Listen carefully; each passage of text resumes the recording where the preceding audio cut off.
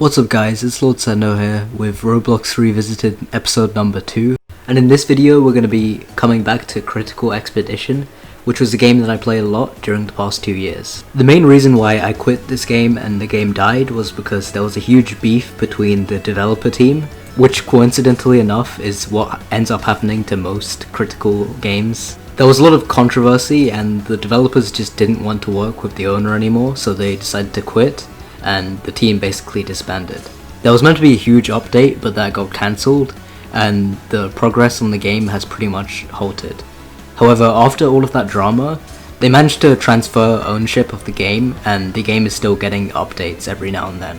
So let's start off by talking about what Critical Expedition actually is. If you've been watching my channel from the beginning, then you'll know that the outro that I used to have a clip of Critical Expedition, and that was when I used to play it all the time.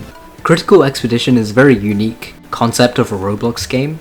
There are some similar games to it, like Critical Adventure, but this was the game that I felt had the keys to put it together, and they really did do that. The game managed to get quite an active player base of around 2,000 people who really wanted to play the game. Like the name suggests, it's part of the Critical franchise, which is, if you have played Critical Strike, then you'll know what that is.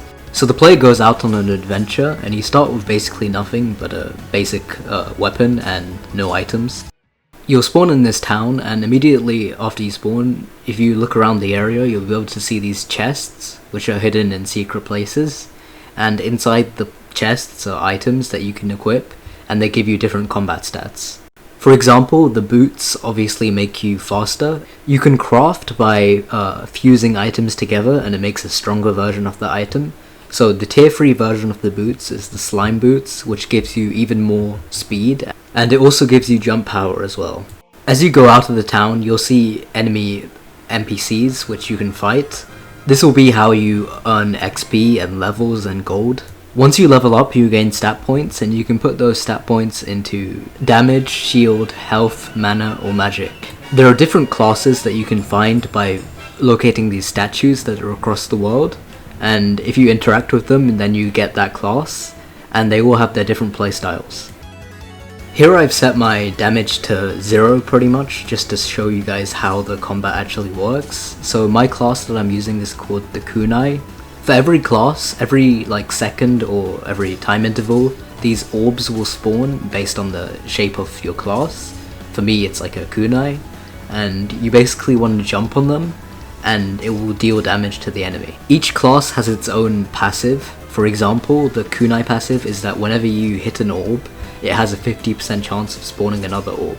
This is how you can stack loads of orbs, and they basically give you jump height as well. So you can basically fly if you're skilled enough with the kunai. If you gain more mastery with your weapon, you gain access to passives for that weapon.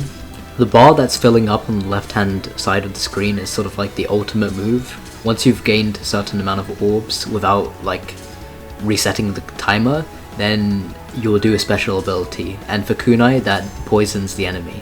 You can fight enemies on your own or with other people based on the settings that you chose in the menu. If you fight with other people, the enemy will have more HP, and you won't be able to see your allies' orbs, but they will be able to damage the enemy as well as you. Status effects and classes like Healer and Shield will be able to buff allies, so you can play with some friends to make the game a lot easier and more fun.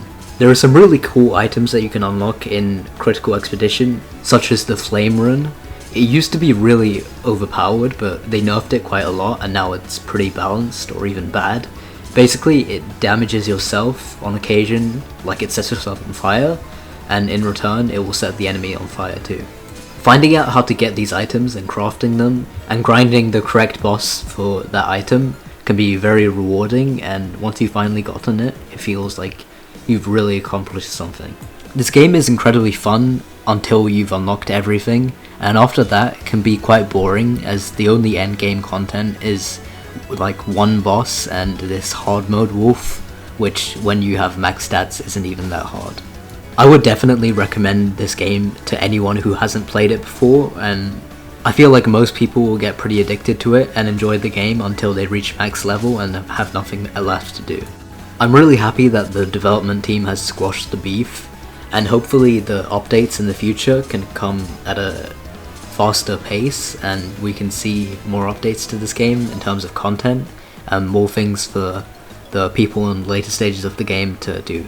Overall, I really love Critical Expedition. It's a game that I played a lot during the past year, and I'd recommend it to anyone who hasn't played it before. I'm incredibly hyped for what the future has for this game, but until it receives a new update, I'm probably not going to be playing it that often. I might drop by once every few days or once every week, just for nostalgia's sake. Well, that's Roblox Revisited episode number 2, Critical Expedition. I hope you guys enjoyed this video, and I'll see you in the next one. Peace out.